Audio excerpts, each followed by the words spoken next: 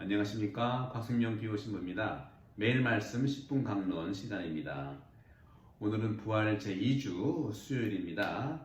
요한이 전한 거룩한 복음 말씀 봉독하겠습니다. 3장 16절에서 21절입니다. 하느님께서는 세상을 너무나 사랑하신 나머지 외아들을 내주시어 그를 믿는 사람은 누구나 멸망하지 않고 영원한 생명을 얻게 하셨다.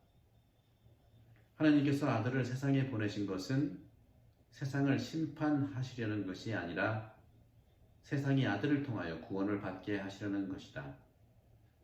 아들을 믿는 사람은 심판을 받지 않는다. 그러나 믿지 않는 자는 이미 심판을 받았다. 하나님의 외아들의 이름을 믿지 않았기 때문이다. 그 심판은 이러하다. 빛이 이 세상에 왔지만 사람들은 빛보다 어둠을 더 사랑하였다. 그들이 하는 일이 악하였기 때문이다. 악을 저지르는 자는 누구나 빛을 미워하고 빛으로 나아가지 않는다. 자기가 한 일이 드러나지 않게 하려는 것이다. 그러나 진리를 실천하는 이는 빛으로 나아간다. 자기가 한 일이 하느님 안에서 이루어졌음을 드러내려는 것이다. 주님의 말씀입니다. 그리스도님 찬미합니다. 네, 오늘 부활 제2주일 수요일인데요. 하느님께서 세상을 사랑하셨다 하는 표현이 있죠. 요한복음 3장 16절에 보시면 하느님께서 세상을 너무나 사랑하신 나머지 외아들을 내주시어 라는 표현이 있습니다. 확실히 우리의 사랑은요, 인간 중심에서 출발을 합니다. 다시 말하면 내가 느낄 때, 내가 원할 때, 내가 선을 베풀 때, 나 또는 우리가 사랑할 때 그렇습니다. 하지만 하느님께는 존재 자체로 인간의 사랑이 필요한 것은 없으십니다. 이 말을 잘 알아들어야 되는데 하느님은 사랑 자체이시지만 하느님 스스로 우리의 사랑이 필요한 것이 없다. 물론 바울 사도도 이런 말씀을 하셨죠.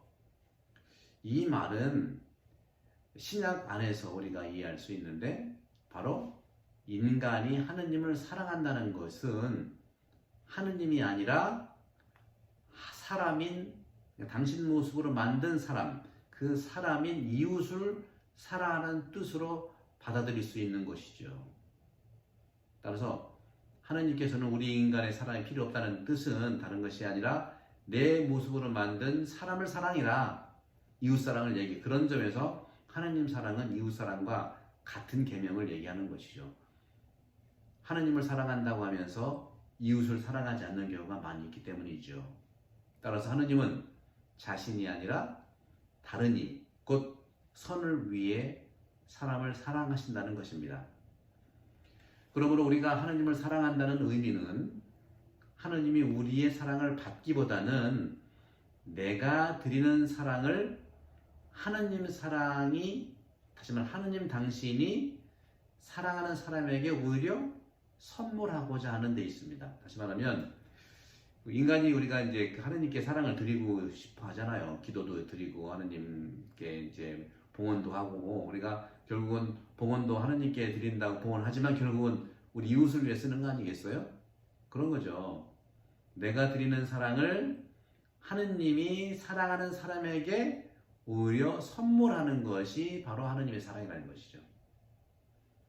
이처럼 하느님 사랑의 위대함이라고 하는 것은 인간을 위한 선물에 따라서 선물로 나타나기 때문에 그렇습니다.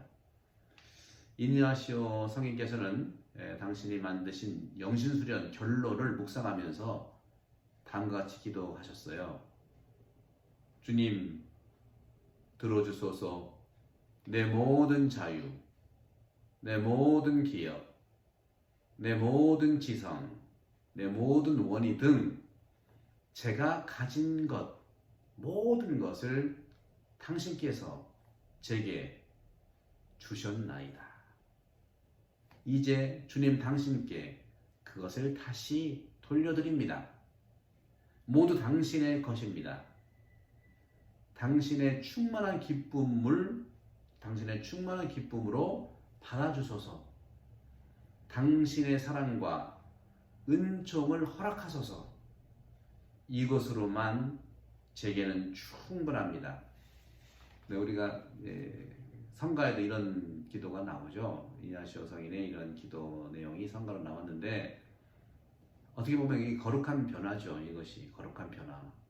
이 거룩한 변화라고 하는 것은 사람이 주님께서 우리에게 선물이 되신 것처럼 내적으로 스스로 우리도 하느님께 봉헌한다는 그런 변화를, 또 선물을 의미합니다. 그래서인지 하느님께서 주시는 선물은 우리에게 죽음이 아니라 생명을 선물로 주시는 것입니다. 요한복음 3장 16절에 이런 말씀이 있죠. 그를 믿는 사람은 누구나 멸망하지 않고 영원한 생명을 얻게 하셨다. 그렇습니다. 하느님의 마음으로 생각할 때 우리도 하느님의 아들이 된다는 것이죠. 그래서인지 신앙인이란 바로 무엇이냐? 신앙인이란 종교적 본질로 볼 때 우리의 모습, 우리의 바른 모습이, 그러니까 나답게 대한 그리스도인의 모습들, 우리의 본 모습이 되어가는 과정을 우리는 신앙인이라고 합니다. 다시 말하면 믿음과 구체적으로 살아온 사랑과 선행 실천에 대한 것이죠. 그래서인지 그리스도를 따르는 신앙인은 주님의 계명과 그분의 길을 걷는 사람입니다.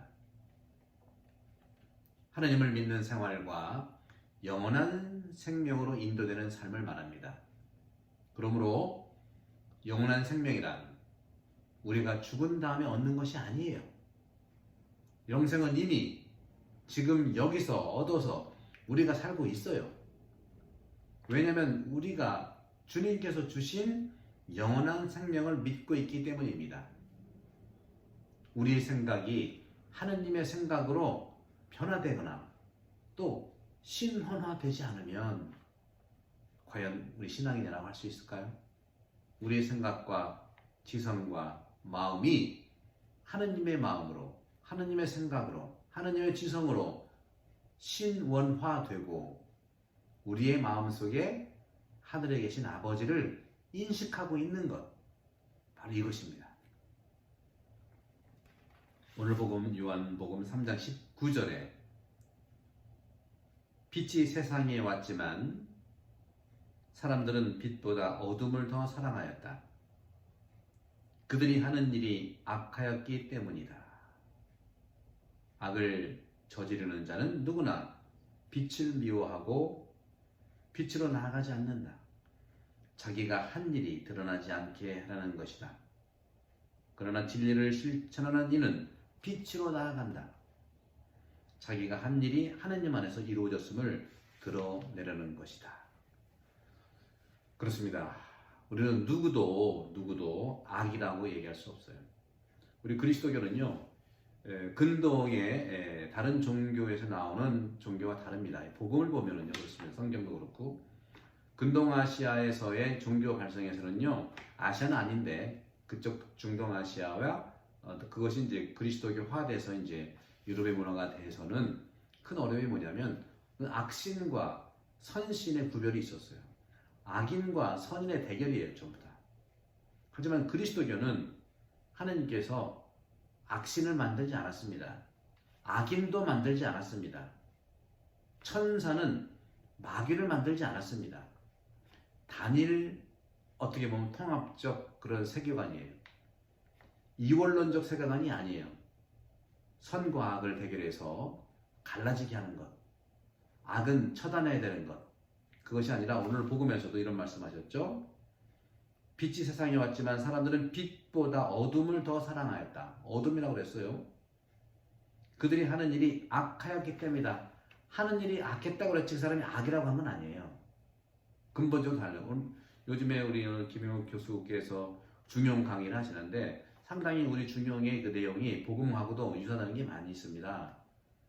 뭐 맹자는 성선설이고 순자는 성악설이고 그러는데 그 교수님도 그런 말씀하시더라고요. 성악설에 있어서 그 순자가 악을 세상은 악하다 하고 한 것이 아니라 이 악자를 전부 다 오로 번역을 해야 된다고 말씀하시더라고요. 번역의 문제는 오는 뭡니까? 악이 아니라 어떻게 보면 수치스러운 것.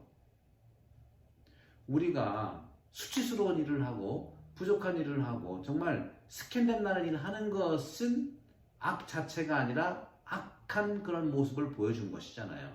악 자체는 아니에요. 마찬가지입니다. 우리도 죄인이긴 하지만 내가 죄 자체는 아니라는 말씀이죠.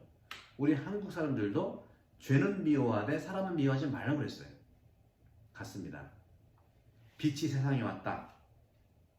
그런 점에서 우리는 악을 저지르는 자는 누구나 빛을 미워하고 빛으로 나아가지 않는다. 그러니까 악을 저지르는 것이지 악인 자체가 아니라는 것이죠. 늘 언제든지 수치심은 회복돼서 변화될 수 있어요. 왜 빛을 비추면 되거든요. 제가 지난 며칠 전 강론 때 말씀드린 것처럼 한 2주 전 강론이군요. 기억나는데 세상이 악해서가 아니라 세상에 그 빛을 비추는 빛이 부족하기 때문에 세상이 이렇게 보이는 거예요. 교회 안에 주님의 빛을 더 밝히는 교회가 주님의 빛을 세상에 밝히는 교회가 된다면 하나님을 더 이상 박스 안에 가두어서 우리만의 하나님을 만들지 말고 성체성사를 정말 박스 안에 정말 거기 가두어 가지고 축소지향적 성체성사를 지향하지 말고 세상의 성체성사, 세상의 빛이 요한복음 3장 19절 빛이 세상에 왔다 하는 것처럼 우리 그리스도인들은 세상의 빛으로 살아야 된다는 말씀을 오늘 복음을 통해서 나눠드리고 싶습니다. 하나님께서 아들을 세상에 보내신 것은 세상의 아들을 통하여 구원을 받게 하시려는 것이다. 성부와 성자와 성령 이름으로 아멘. 감사합니다.